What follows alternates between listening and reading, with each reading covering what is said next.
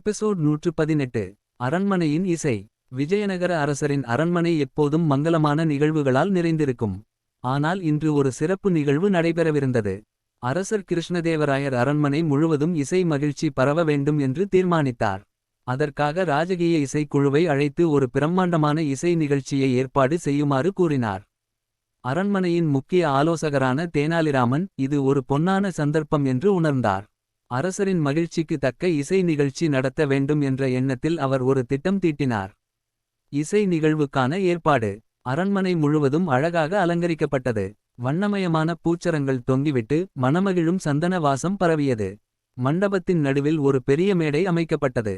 இசைக்குழுவினர் தங்கள் கருவிகளை ஒழுங்குபடுத்திக் கொண்டிருந்த நேரம் தேனாலிராமன் புன்னகையுடன் அரசரிடம் வந்து கூறினார். மகாராஜா, இசை நிகழ்ச்சி இன்னும் சிறப்பாக இருக்க வேண்டும் என்றால் ஒரே ஒரு விஷயம் செய்ய வேண்டும். அரசர் சிரித்து, என்ன அது தேனாலி? என்று கேட்டார். இசையின் மகிமை எங்கு இருக்கிறது என்பதை உணர நாம் முன்கூடியே உண்மையான இசைஞர்களை தேர்ந்தெடுக்க வேண்டும். உண்மையான இசை என்பதன் அர்த்தம் என்னவென்று நாம் மக்களுக்கு உணர்த்த வேண்டும். அரசர் உற்சாகமடைந்து, அப்படியானால் இது ஒரு சுவாரஸ்யமான நிகழ்வாக இருக்கும். நீ செய்த ஏற்பாடுகளை பார்க்க ஆவலாக இருக்கிறேன் என்றார். இசை நிகழ்ச்சி தொடக்கம். முதல் இசைக்குழு மேடையேறியது. புல்லாங்குழல், மிருதங்கம், வீணை போன்ற பாரம்பரிய இசைக்கருவிகள் ஒலிக்கத் தொடங்கின. அரண்மனை முழுவதும் இனிமையான இசை பரவியது. மக்கள் ரசித்தனர். அடுத்ததாக மற்றொரு குழு மேடையேறியது.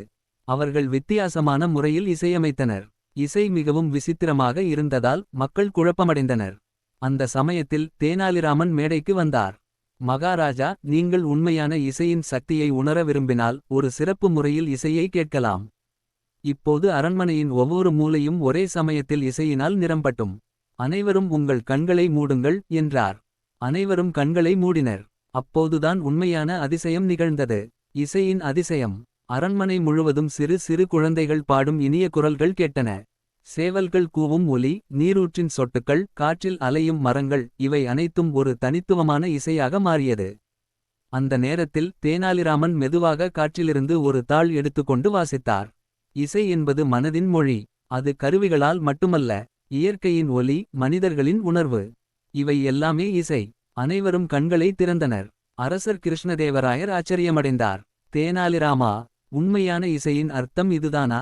இது உண்மையிலேயே ஒரு மாபெரும் பாடமாக உள்ளது என்று அவர் மகிழ்ச்சியுடன் சொன்னார். அரண்மனை முழுவதும் மகிழ்ச்சியின் கரகோஷம் முழங்கியது. உண்மையான இசை உணரப்பட்ட நாள் அது. அதன் பிறகு விஜயநகர அரண்மனையில் இயற்கையின் இசை என்ற சிறப்பு நிகழ்வு ஆண்டுதோறும் நடத்தப்படத் தொடங்கியது. அரசர் மகிழ்ச்சியடைந்து தேனாலிராமனை பாராட்டினார். இவ்வாறு தேனாலிராமன் தன் புத்திசாலித்தனத்தால் இசையின் உண்மையான அர்த்தத்தை அனைவருக்கும் உணர்த்தி அரண்மனையில் இசை உண்மையிலேயே மகிழ்ச்சியை பரப்பியது.